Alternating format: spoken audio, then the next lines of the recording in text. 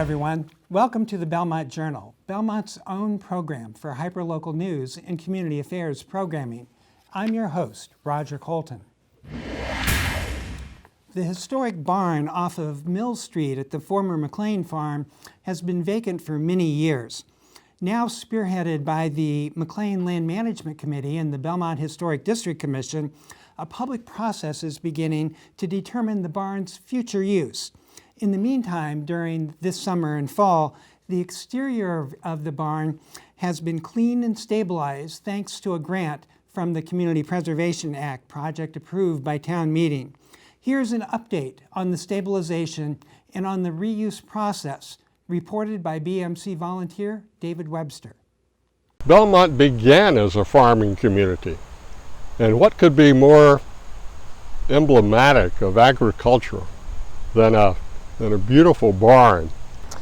The McLean barn is the last remaining structure associated with the McLean farm, which was part of McLean Hospital. It is a New England style banked barn.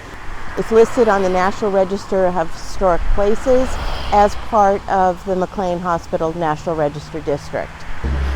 The work being done this summer and fall is primarily building stabilization work, protecting it from the elements, making sure that it's not vulnerable to vandals by securing windows, and graffiti removal. We're doing cutting, pointing, removing the graffiti, washing the whole building, sealing with a brick sealer, and some steel replacement and brickwork, just to stabilize the building so they have a future use for it. The best way to preserve this building, aside from the physical work to make sure that water doesn't get in, is to ensure that we have a viable future use, consistent with the goals and objectives of the McLean open space. A facilitator has been chosen to organize meetings, focus groups, discussion sessions, so that residents can talk through the process of deciding the best possible use, and possibly multiple uses, for the barn. We've heard a few ideas. They include environmental education, office space associated with the open space or the cemetery, equipment storage. Another idea is a maker space where a group of artisans and craftsmen would come together. So my suggestion is to watch the announcements for Land Management Committee meetings and times when we'll be holding stakeholder meetings and a public process to welcome your ideas about what the barn should be. The Commonwealth of Massachusetts this past summer adopted a permanent increase in the fees which go to support the Community Preservation Act. As the town of Belmont begins its deliberations over what CPA projects will be funded in town this year, the Belmont Journal caught up with Margaret Vallee, chair of Belmont's Community Preservation Committee. Vallee talks to us about the impact that the state funding decision will have on the town of Belmont. The state adopted a new increase in the recording fees at the Registry of Deeds, which feed the state CPA fund, and that's the fund that gets distributed to the half of the towns and cities in Massachusetts that have adopted the CPA. The Community Preservation Act can only be used for three things. So open space, well, actually four things. Open space, but open space includes outdoor recreation. And then you can use the CPA fund to preserve historic resources, buildings and resources, and to create and support what's called community housing, which is essentially affordable housing. It's the CPA term for affordable housing. So each town that has a CPA, Community Preservation Act fund, two sources of money go into it. So first is locally generated, and that's a surcharge on our property taxes. And then the state matches that. So the purpose of the Community Preservation Act is to help preserve the state's communities. That's why the act was passed. And so in our town, so many projects that wouldn't get funded have been funded by CPA. Playgrounds maybe eventually would have gotten funded, but they may have been 10 years later. They would have been rehabilitated, but so we're able to get a lot of things done, I'd say, earlier, and that may not be on the top of the list for the capital budget committee. Get funded by the CPA, have been funded by the CPA. So at Grove Street, a number of years ago, the town funded a master plan for Grove Street, and the intergenerational path was one of the projects in that master plan. So they came before us for CPA money, and one year they got money for the design of it, and then the following year they got money for the construction, and the construction's underway right now. You can't predict what the state fund will collect each year because it depends on the number of fees that are collected, but it should more than double what we've gotten from the state, or close to more than double what we've gotten from the state in the past. Hello and welcome to This Week in the Belmontonian. We have with us today Franklin Tucker, the editor and publisher of the Belmontonian, Belmont's online source for hyperlocal news.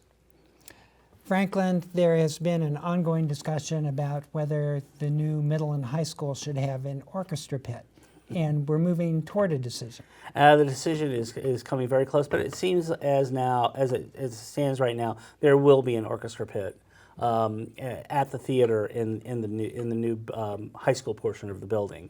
What occurred is that there was no orchestra pit originally in the designs. That was simply because the Massachusetts School Building Authority doesn't really require it. So the designers just put it in there.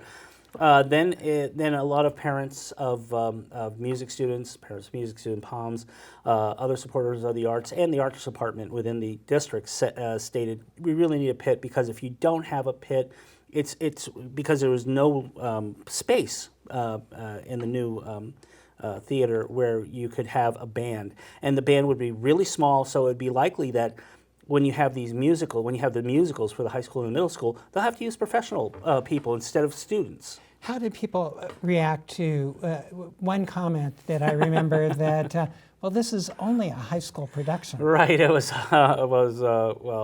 Bob McLaughlin of the building committee who stated, well, it's not a professional performance. Why do we need this? Isn't this a luxury? And he made a good point. He said there's a lot of things that we blood, sweat, and tear we had to make hard decisions about a lot of things that really affect the school. Now you want to put a pit in there? But what you heard in response was that this is also an educational, it will help the education of students because you'll be able to utilize the stage much more. You won't have band equipment on there, you'll have it in the pit. The pit also allows more students to play in those performances. Well, and Belmont, it has standards regarding its performances, its musical performances that other communities don't have. I mean, let's be honest.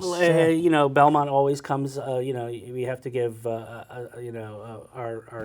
arts department and the people who direct the shows a lot of credit, because the musicals always come back with a lot of awards. It's a wonderful program that we have, and it certainly is beneficial. And that's what really carried the day. It was that this is much more than just a luxury. It really will help students, and it will help everything. It's going to be about $150,000. The POMS group, they've made suggestions that once it's built and once it's ready, then they'll fundraise and make it a little bit better with other aspects that they can put into the pit. And there are reasons that the fundraising cannot occur before the high school is done. That's right. It's simply one of the regulations that the Massachusetts School Board Authority says is if you fundraise, then they'll take money out of the equal amount of money out of the building. So it's a wash one way or the other, so you can't do that. But your call is that we should look forward to having an orchestra pit. Yes, I think so. I think there's an overwhelming desire, and it's not like it's a $500,000, as one person said. It's not $500,000. It's not, it's not $1 million. It's $150,000. It's probably something that they can find. Okay, let's move to town meeting. The issue of roll call voting is an issue we're not going to resolve today, but can you briefly bring us up to date? Sure.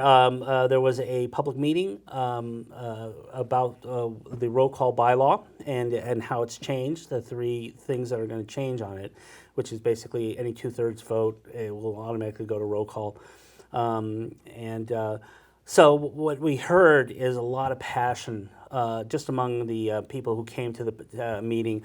On one side, it's about transparency and about representative government and how everybody should know how you vote.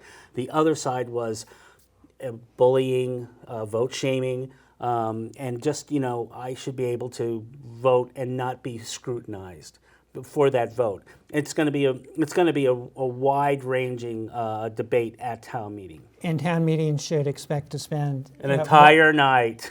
on roll call voting. Bring your coffee and your pillows. Okay, well, thanks for bringing us up to date. We've been speaking with Franklin Tucker, editor and publisher of the Belmontonian. Belmont Center has a new eatery. Jamaica Jeff's is a new restaurant open on Leonard Street. Joanna Juvelis gives us a tour.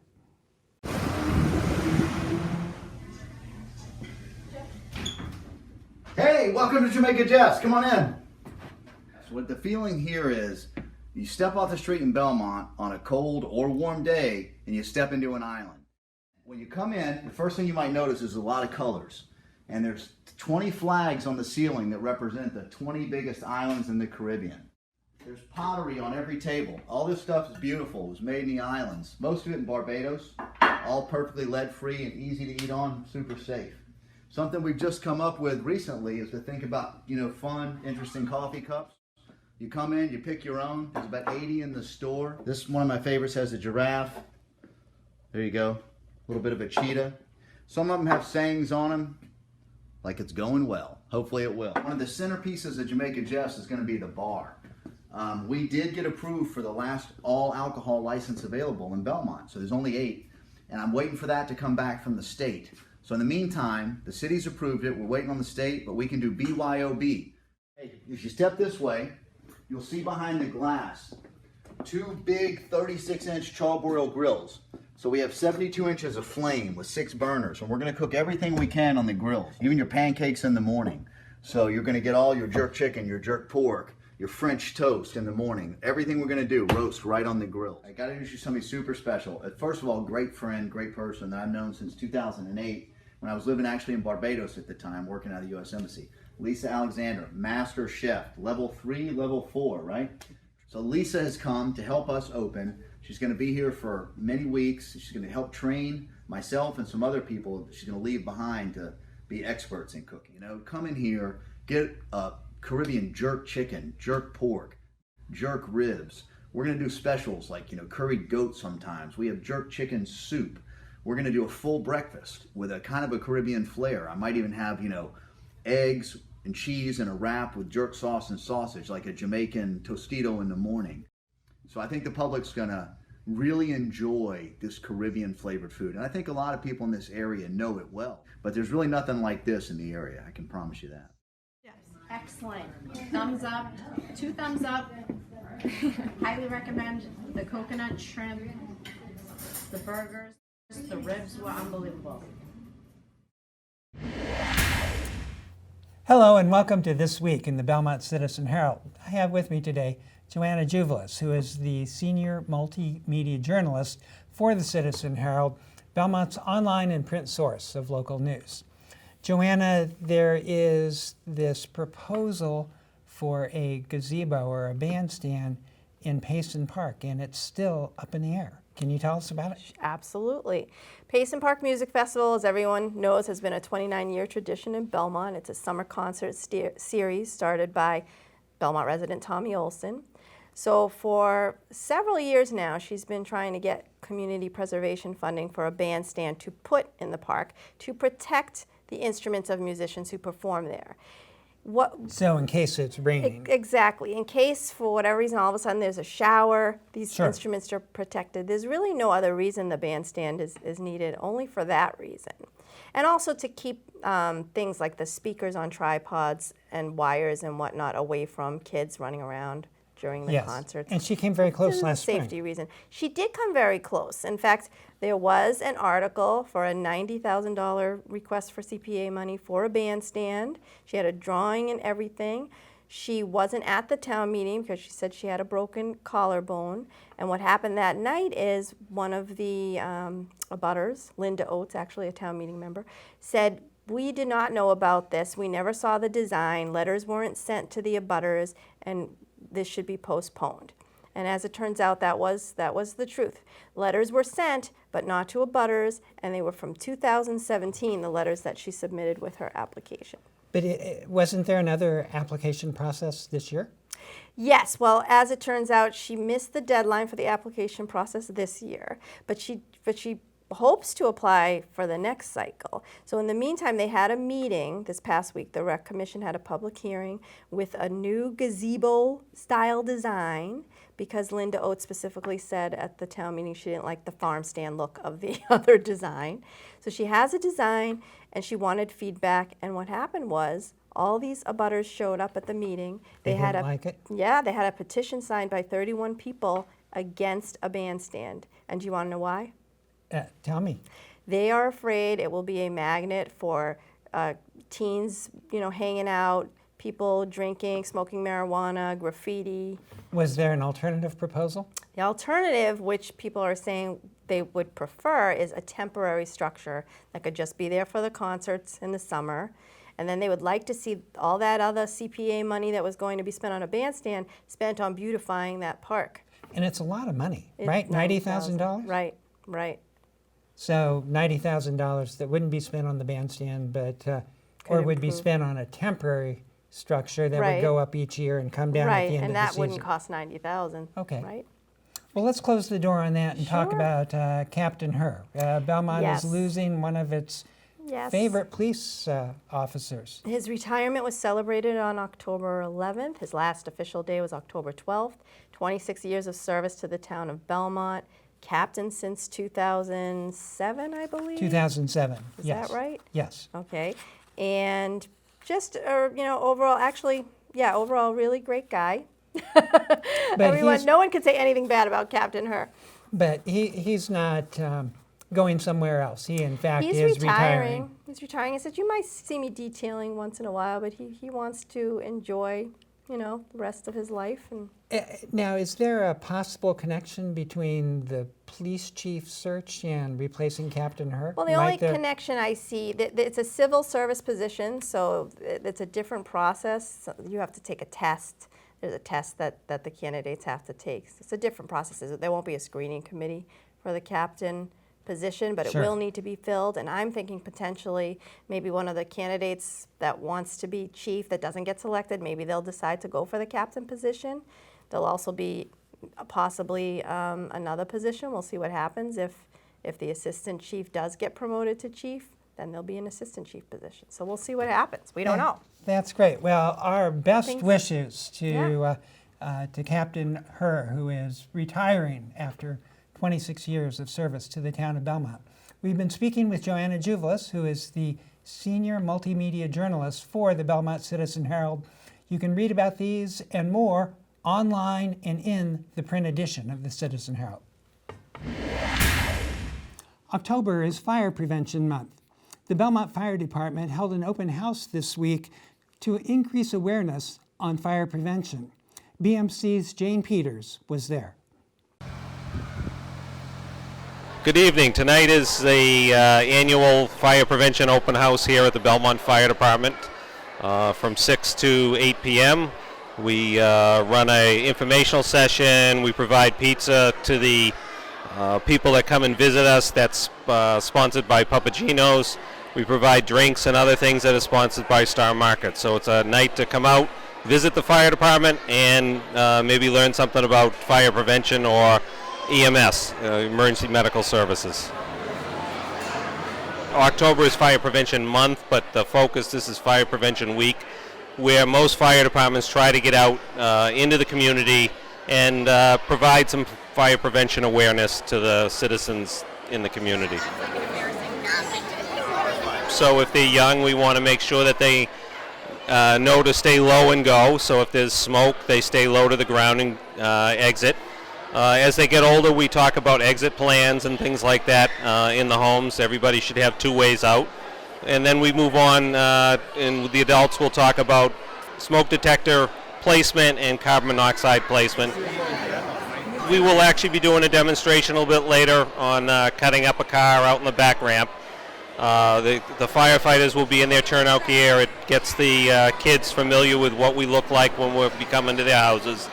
And earlier tonight I actually got a big smile and a high five from a family who their kids have issues when the fire alarm goes off in schools, because the elementary schools, they're very loud, and there was concern, but they've now moved on to the middle school, and I was standing outside of her classroom and gave her a wave as she went by, and she gave me a high five when she came in tonight, so that was great. So we're here to help the citizens, small or large. Here's BMC's Jane Peters to tell us about all there is to do in Belmont in the coming week on our community calendar. Hi, I'm Jane, and this is your community calendar for next week. The Belmont Public Library is haunted on Tuesday at 6:30 for an evening of sleuthing and ghost hunting at a murder mystery party. Everyone has a role to play as you solve a murder at the library. Register on the library's website. The hunt is limited to 50 players. The Belmont Youth Commission sponsors a presentation by Ben Speaks on Tuesday at 7. Students will learn the power of thought, gratitude, affirmation, and forgiveness to build self-esteem and become emotionally resilient. This presentation will take place in the Select Board Conference Room in Town Hall. BHS Bands will be performing a program on Halloween-inspired music at their Masquerade concert on Wednesday at 6:30. Performers and audience members are encouraged to dress up in their Halloween garb for this family-friendly performance. Parents of special needs students can learn all about their child's individual education plan, or IEP, on Wednesday at 6:30.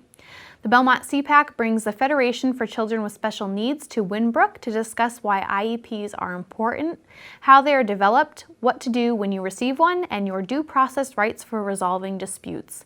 RSVPs for this presentation are appreciated by emailing belmontcpac@gmail.com. Belmont Books presents a writer's craft on Friday at 7. Writers Julie Carrick Dalton, Sonia Larson, and Tim Weed will be discussing cli-fi, or climate fiction. What is it, who's writing it, and where did this genre start? Learn more about the authors and this event at belmontbooks.com. The Belmont STEM Fair seeks to inspire children to explore science, technology, engineering, and math subjects. This open house is for parents, children, and teens looking for STEM programming featuring anything from robotics to astronomy to game development and more. You can visit the fair on Sunday, the 27th from 1 to 4 at the Lexington High School Field House. This fair is organized by Belmont blogger Boston Tech Mom.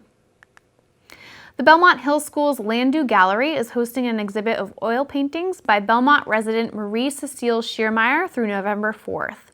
The show, titled Reimagined Landscapes from Southern France to New England Shores, can be viewed on Mondays, Tuesdays, and Thursdays between 9 and 4:45, and on Wednesdays and Fridays between 9 and 3.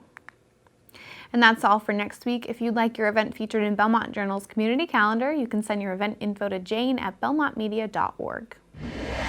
Well, that's it for this week's edition of the Belmont Journal. As we sign off, let's watch what else is available on BMC's community programming stations. Thanks for watching. I'm your host, Roger Colton. I will see you again next time.